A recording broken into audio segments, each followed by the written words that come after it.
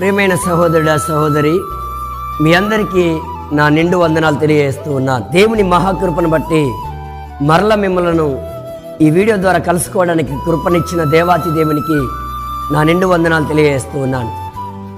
దయచేసి ఈ వీడియో చూస్తున్నటువంటి ప్రతి ఒక్కరూ దేవుని యొక్క మహాప్రేమను బట్టి సబ్స్క్రైబ్ చేసుకున్నటువంటి వారు దయచేసి సబ్స్క్రైబ్ చేసుకోండి. మీరు ఈ యొక్క ఛానల్ని సబ్స్క్రైబ్ చేసుకొని మమ్మల్ని ప్రోత్సహిస్తారని మనస్ఫూర్తిగా నేను మిమ్మల్ని కోరుకుంటున్నాను. పరిశుద్ధ గ్రంథంలోని కొన్ని మాటలు మనం ధ్యానం చేసుకుందాం. నా ప్రేమైన సహోదర సహోదరి, కీర్తన గ్రంథం 94వ అధ్యాయంలో 14వ లేఖన భాగంలో ఈ మాట రాయబడి ఉన్నది. యెహోవా తన ప్రజలను ఎడబాయువాడు కాడు, తన స్వాస్థ్యమును విడనాడు వాడు కాడు. ఒక్కసారి గనక నువ్వు దేవుని యొక్క హస్తం కిందికి నువ్వు వచ్చినట్లయితే, యేసు రక్తంలో కడగబడినట్లయితే, దేవుణ్ణి నీ సొంత రక్షకుడిగా నీ హృదయమందు అంగీకరించినట్లయితే, దేవుడు